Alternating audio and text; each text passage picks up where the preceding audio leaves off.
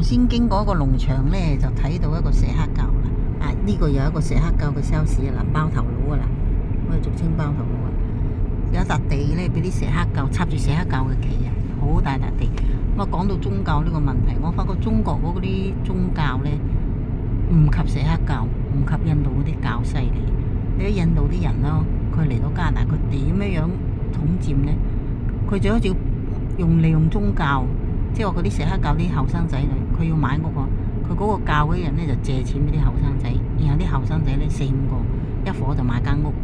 咁買間屋之後呢，佢就炒啦，冇幾耐屋價升，佢就賣咗，然後佢就將嗰筆錢還俾呢個教會，就咁啊輪流咁樣炒到都唔啲屋貴晒嘅。嗱，普通人就頂唔順啦，因為佢後半其實有個教會喺度支持。咁啊，講起中國啲宗教呢，就唔係嘅，中國宗教呢，就自己斂財嘅啫。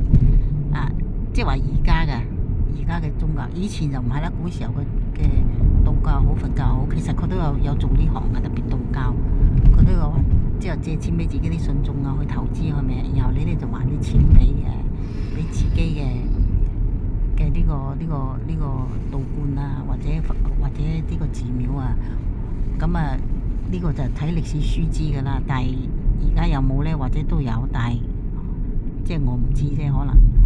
但係知道啊，我知道呢，就啲錫克教啲後生仔點樣喺加拿大立足呢，就靠呢條嘅。所以就講到呢個宗教問題啊，我就唔知嗰啲佛教嗰啲點啦。如果係佛教係俾即係話政黨所控制嘅話，咁啊梗係唔係服務人民啦，梗係又係服務某啲權貴啦，係咪？即係同佢有關係嗰啲人啦。